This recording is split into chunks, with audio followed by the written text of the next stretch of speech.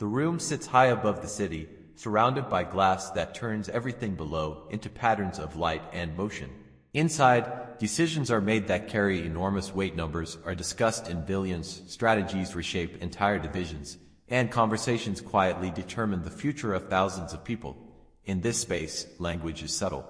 A nod can mean agreement, hesitation, or simple acknowledgement. Silence itself becomes a tool. This is where influence gathers, where systems are guided. But this is not where the journey begins. The journey begins much earlier, in a very different place. You are young, stepping into your first role, uncertain but hopeful. You are trying to understand not just what to do, but how everything works. You attend meetings where no one notices you, complete tasks that feel small, and write notes because you believe they will help you make sense of it all. You are learning the rhythm of professional life, what to say, when to speak, and when to remain silent. There are moments when you notice something that feels incorrect or incomplete, but you choose not to speak. Not because you lack awareness, but because you are still learning the invisible rules. This is where the first quiet calculation begins, the cost of speaking versus the cost of staying silent. As time moves forward, you become more capable. You understand the work, the structure, and the expectations. You contribute more meaningfully, often staying late, solving problems, and ensuring that tasks are completed even when they are difficult. Yet recognition does not always align with effort. Your work becomes part of something larger, and your individual contribution is often absorbed into collective success.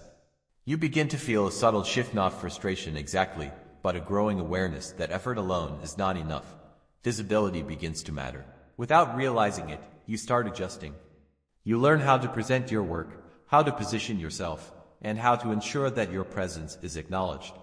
Eventually, you are given more responsibility. You move into roles where you are no longer just contributing, you are expected to lead. This transition comes without a manual. You are asked to manage people, guide performance, and make decisions that affect others. Some of these decisions are straightforward, but others are not.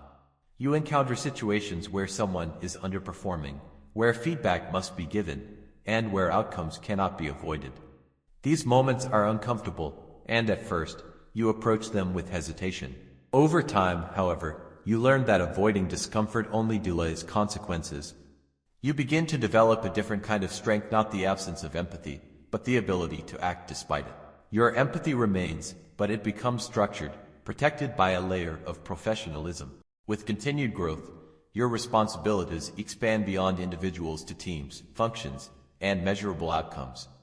You begin to understand how decisions ripple outward.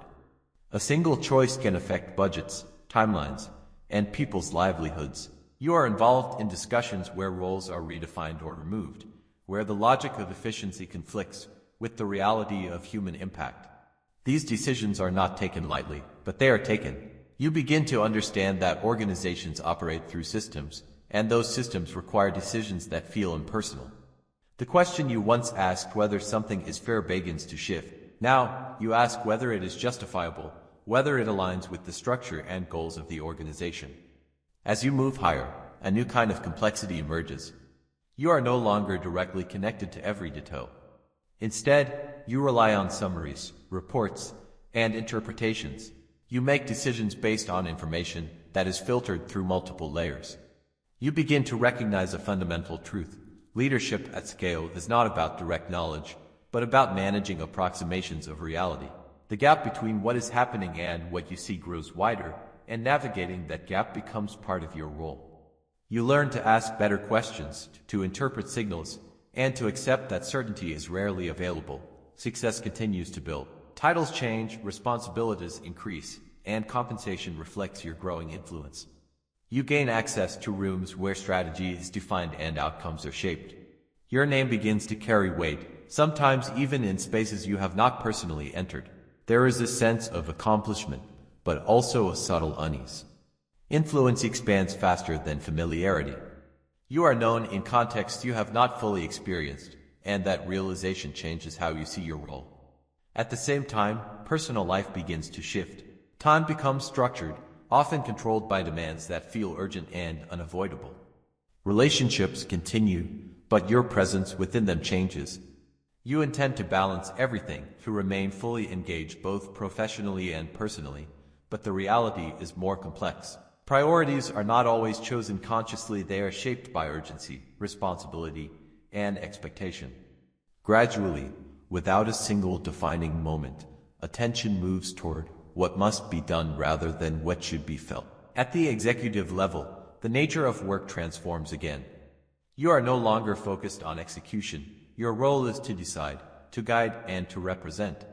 Information is managed carefully, shared at the right time and in the right way. You understand that communication is not only about accuracy, but about timing and impact. You operate in environments where every word can influence perception, where strategy must consider not just outcomes but reactions. Leadership becomes as much about narrative as it is about action. Eventually, you reach a point where success, in its traditional sense, is no longer the primary focus. Financial stability, recognition, and authority are established. What remains is perspective. You begin to look back, not at the milestones, but at the path itself. You realize that while the system delivered what it promised, growth, influence, reward, it also required something in return. That cost was not always visible in the moment. It appeared gradually, in missed time, in shifting priorities, in the quiet fading of ordinary experiences. The most striking realization is not about what was achieved, but about what is harder to recall. The small, specific moments, the ordinary days that once felt important, become difficult to locate. The journey remains clear in its overall shape, but its details blur. Success has a structure, but memory does not always preserve its process. In the end, the story is not about regret, nor is it about triumph alone. It is about understanding. It is about recognizing that every system has its rewards and its costs, and that both are real. The journey transforms not just your position, but your perspective, your priorities, and your sense of self. And somewhere, at the very beginning, someone new is stepping into the same system. They are preparing, learning, and hoping. They believe effort will define their path. They do not yet see the full shape of what lies ahead, the rewards they will earn, and the costs they will come to understand. But they will learn, just as you did.